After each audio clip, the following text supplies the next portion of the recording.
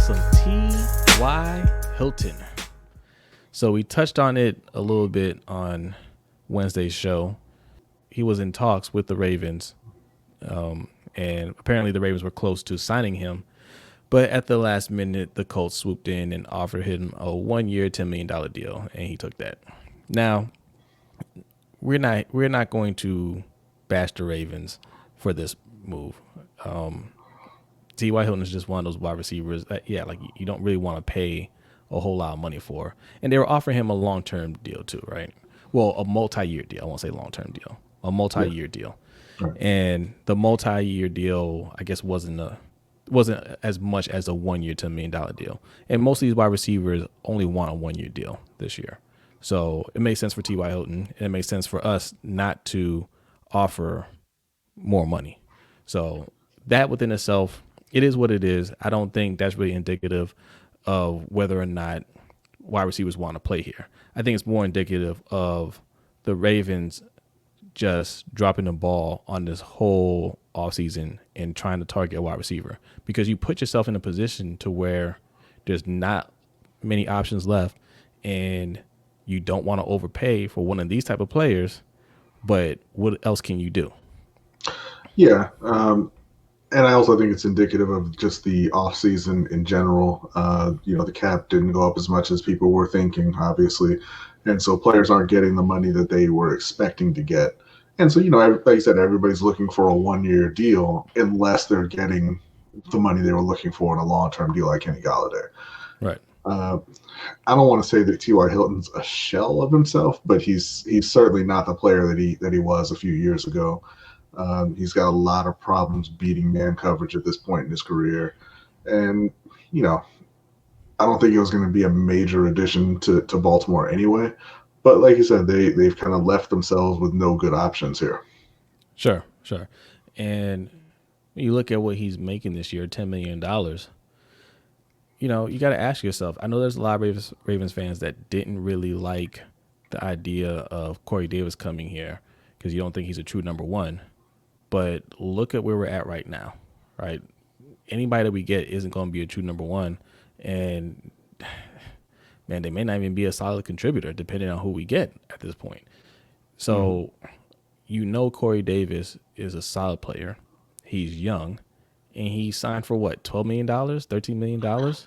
Right. I mean, you can't kick that out for a player of that caliber.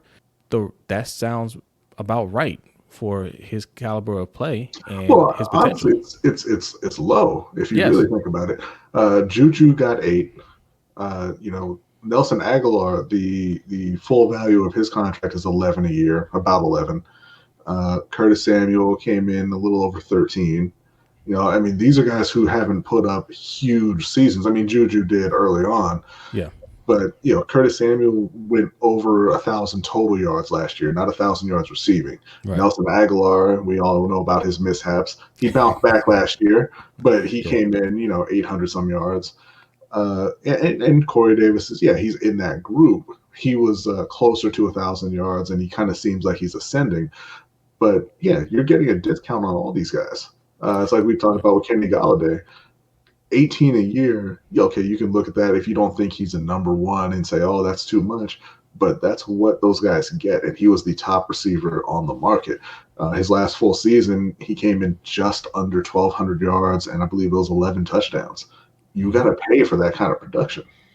No, exactly, because what Ravens fans have in their mind as a true number one, right, are players. You're talking about the superstar level, because they think you got to be 1,400 yards and 15 touchdowns to be a true number one. No, that's not necessarily true. No. And if you want that kind of production, one, like you said, you got to pay for it. And two, you have to demand more from your coaching staff, right? You have to have a more balanced, at least a balanced attack, or if not a more passing oriented offense. Mm-hmm. So that's not really, what you have in your mind for that perfect wide receiver, we're not in position to get. So we need to get the best one available.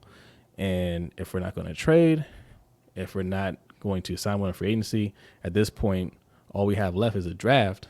And even in the draft, I'm not looking at what everybody else is looking at. Everybody keeps saying Rashad Bateman or Terrence Marshall. One, I don't think any of those guys are going to be there when we pick. I just don't. This is another thing that we always seem to overlook. When we see a wide receiver that we really like and we think he's going to fall to us, he gets taken way before our pick. Mm-hmm. So what we're going to have to do is trade up, and get one of these guys. If you start to see one drop, trade up to get them. Don't try to sit where you're at and get who's left over. Well, the good thing for Baltimore is in that scenario, they do still have Orlando Brown, who Yes. they can use as a major trading piece Yeah. to move up. But I wasn't in favor of Baltimore going in the draft and getting a receiver, period, because Me neither. they're bad at it. Yeah. They're very, very bad at drafting receivers, and I just don't want to go that route anymore. I wanted them. There were a lot of proven wide receivers available this offseason. They had an opportunity to get them, and they didn't. Yeah. Jess Rybeck from the Athletic, is that what he said now? Yeah. The Athletic, formerly of the Baltimore Sun. He tweeted out. He's tweeted out a couple of times. I seen him talk about this. That basically nobody spent more draft capital than the Ravens have on wide receiver in the last 2 years, right? And he kind of, just pointed at the fact that we spent a first round, a couple third round picks, fourth round picks. We spent some high draft picks on wide receivers, so we're making the investment there. But that's a little disingenuous if we're being real about it, right? Yes, Hollywood and Boykin, I would say we spent some high capital there because we didn't have a second round draft pick that year. So we spent our first 2 picks that we had available on wide receiver, and that's cool. You got 2 young wide receivers that you believe in. I think Hollywood Brown actually is going to have a breakout year this year, but it's not enough. Boykin's not working out, so Right. you have to draft again. Devin Duvernay, yes, he was technically a third round pick, but I believe his pick was a comp pick, so essentially a fourth round pick, and he was like the 17th wide receiver taken. So you didn't really make an investment there, right? No. You literally got what was left over. I think there were 2 or 3 more wide receivers drafted after him. That's not an investment. No. Okay. And people love talking about the depth in these wide receiver classes. This is the second time that you've had a historically deep class, and Baltimore has gone middle linebacker in the first round instead of taking a wide receiver. Yes. Yeah. Had we gotten T. Higgins, that'd have been a big investment, and that'd have made a big difference in what's going on right now. Yeah, we wouldn't be talking about wide receiver right now. No, we wouldn't. So, yeah, you could say, we spent a lot of draft picks, but it's not good enough. You didn't really put a lot of effort into that, and you're not hitting on these picks. So it doesn't matter. It doesn't matter if we spent all first round picks. If they're not working out, they're not working out. You still have to fix the position. Yeah, because you can make that same argument on edge rusher. They spend a couple seconds and 3/3 if you count trading the third for Ngakoue. You still need a couple edge rushers though. That's true. Nobody's saying, hey, we spent the picks there, so don't worry about it. And by the way, this just brings me back to John Harbaugh talking about, if you care about your catches and touchdowns, you can go other places. Do y'all want running backs who don't care about getting their carries? Do y'all want edge rushers who don't care about getting sacks? Why do you want receivers who don't care about catching the ball? Right. Yes, this word diva when it comes to wide receivers, we don't want any divas here. Divas don't fit in here. Why? Like B said, you don't want a wide receiver that cares about making plays, making catches, getting the ball. Why don't you want that? Like, you don't want a wide receiver that wants to catch the ball in the playoffs, to make that play in the playoffs, because what John Harbaugh is saying is, hey, I just want wide receivers to come in here and block because we're a running team, right? So why are you switching it up when you get to the playoffs? That tells me that you don't really believe in the run game like that, right? If that's what you do, and you're saying, hey, this is the type of offense we play, then play it, especially when you get to the playoffs, because now you're playing the top teams, okay? You're playing the top teams. Yeah, go ahead. They know the run game doesn't work like that in the playoffs when you are playing top offenses. Exactly. You get behind and you can't catch up. Mm-hmm. So the thing is, Baltimore is built to play from ahead, but they're not built to score points. Right. So Right. what are we doing? Yeah. And yes, that's another thing that's been floating around. You know, we're like the top scoring offense the last 2 years, and yeah, in the regular season, we really want them to score against bad teams. Mhm. We do a great job of that, right? Because you can control the clock and you can run up and down the field on bad teams. But when you get to the playoffs and you play good teams, what are we averaging in the playoffs? 13 points. Would you look at that? When you have to play good teams, we don't average that many points. So our offense isn't as good as advertised. The Chiefs, when they get to the playoffs, they put up all the points. Okay. Yes. Now they got shut down in the Super Bowl. That's another story. But hey, it was still the Super Bowl. Mhm. But yeah, that's a real offense. That's a real threat. That's a team that can score on you at will whenever they feel like it, when healthy.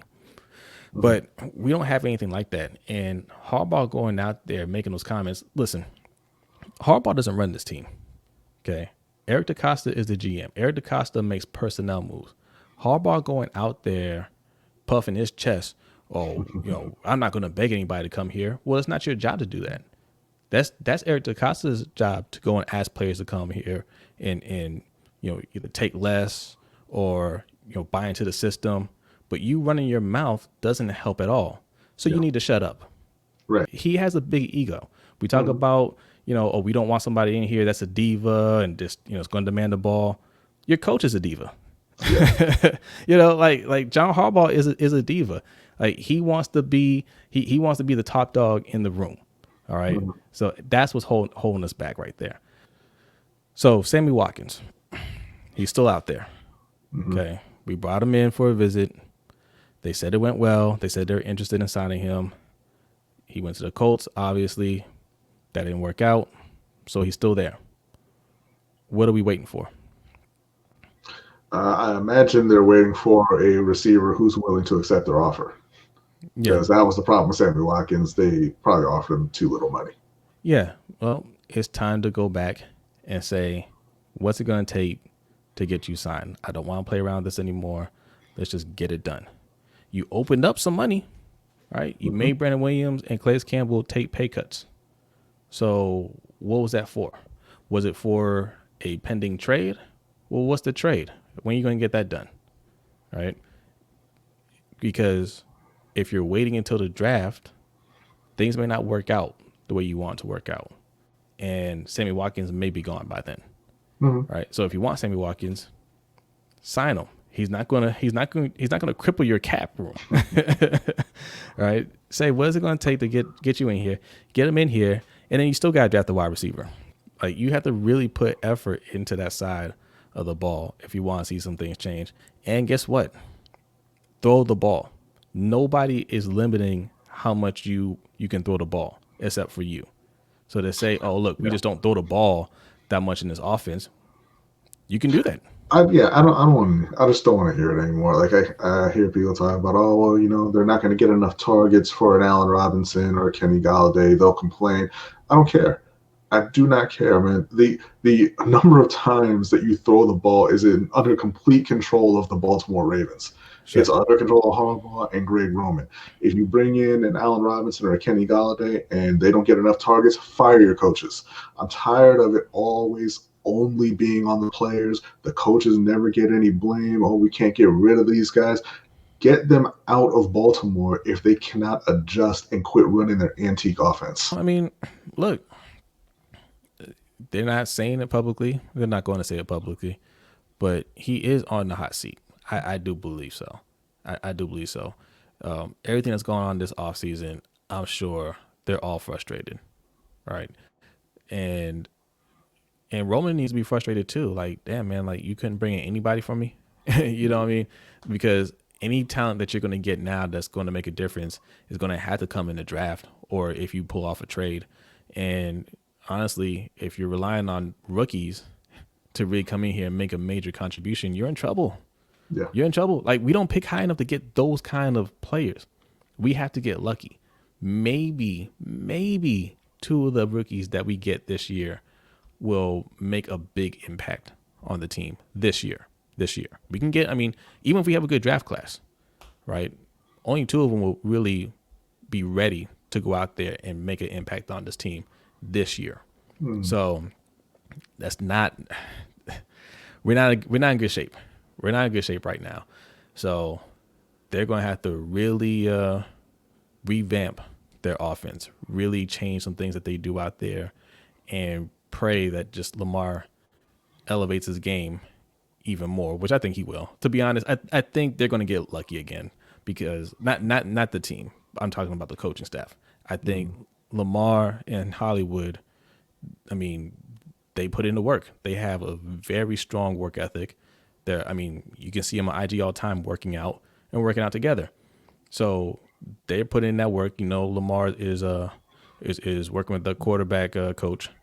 So he's trying to improve himself. Hollywood's trying to improve himself. I think both of them will come back this year and have big years for them. So that's going to help them out. But ultimately in the playoffs, I think if they don't make any real changes, they'll be out in the first or second round again.